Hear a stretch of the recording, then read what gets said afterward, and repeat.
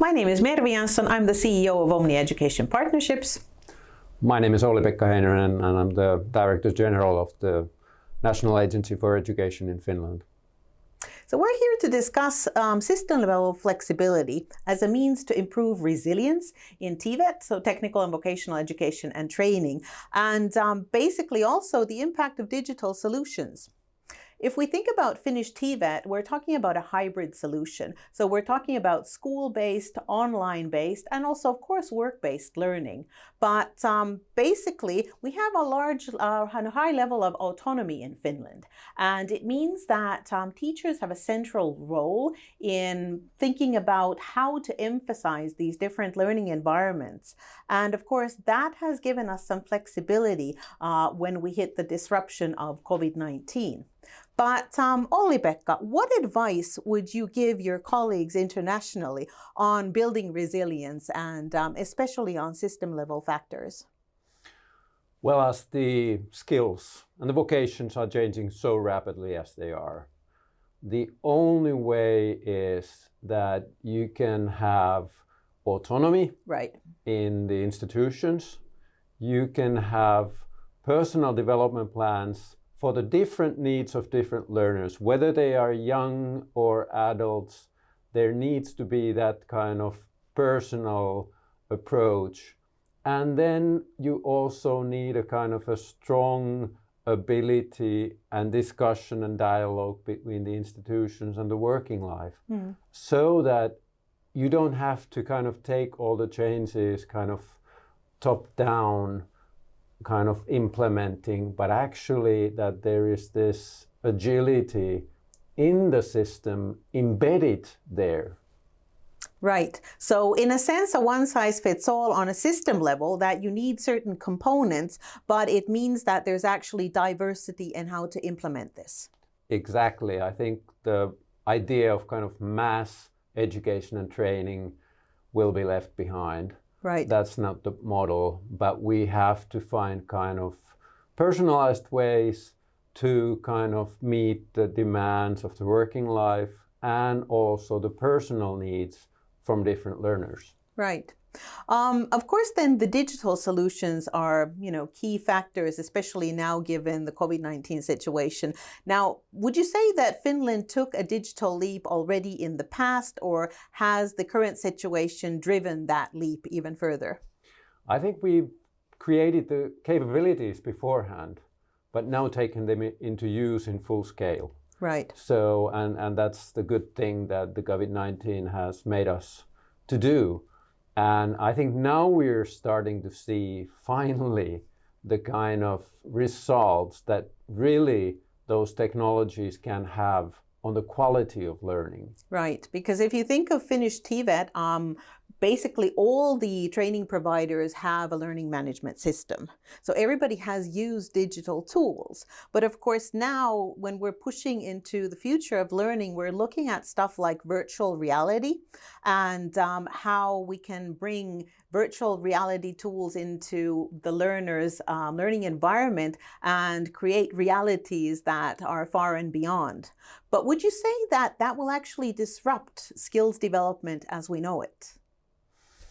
Well, that's a good question, because what I think that we're really kind of talking that how to have that deep learning, the kind of competence learning happening.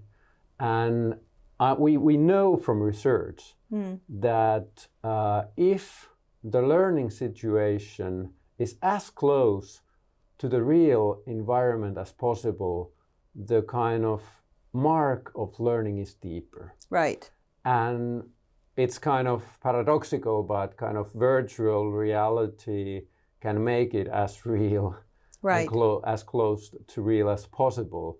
And also there's the issue that those environments can kind of make the kind of learning communities shared learning happening, when it's not only kind of individualistic learning, but it's actually kind of a shared experience that you can kind of create together. And also, of course, the content of learning is kind of created then through the learning process. Exactly. So, and also, of course, we have the artificial intelligence as a part of that. So we have smart learning environments that, again, adapt to the learner and how the learner actually basically behaves and what kind of skills he or she demonstrates in that environment. So we're really looking at very personalized learning in the future. We are, and the good thing is that also kind of leaves more time for the teachers to support the learning, to do the things that teachers are most needed,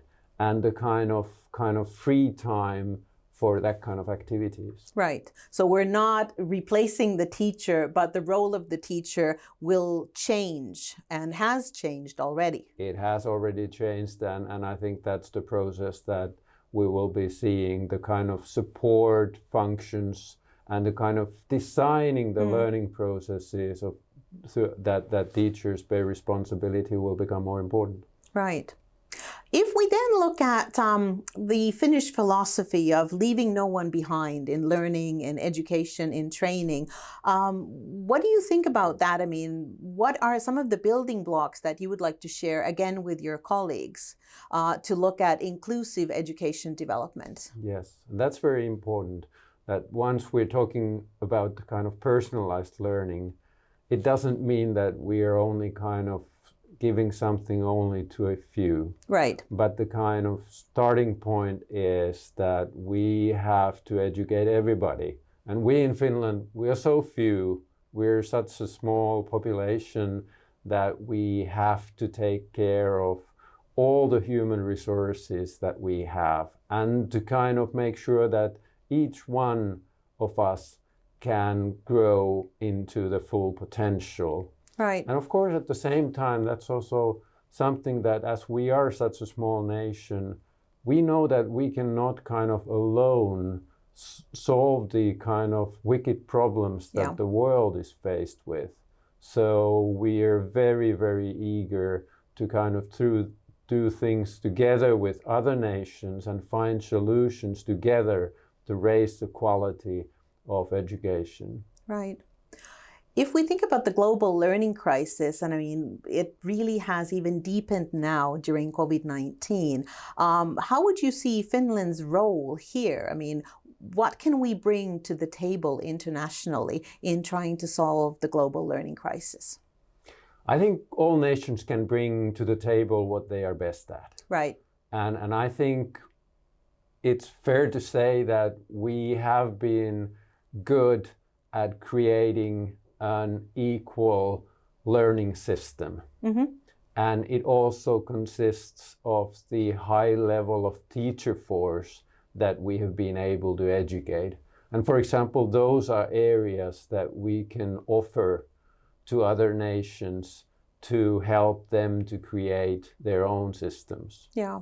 And of course, the Finnish TVET model is quite brilliant in the sense that there's really learning for all. And it's a mix and match. So people with the university background, with a tertiary degree, will come to TVET and take, for instance, management studies or innovation studies or entrepreneurship studies. So basically, it caters to all.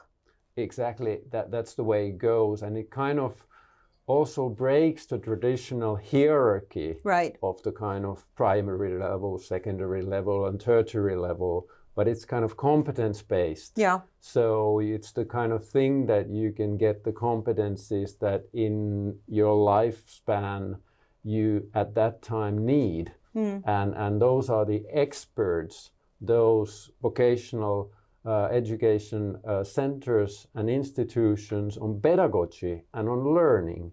And that's it's an entirely different way of kind of seeing the learning system. So thank you, Olli-Pekka, and I'm sure we are both looking forward to continuing this dialogue with our colleagues internationally.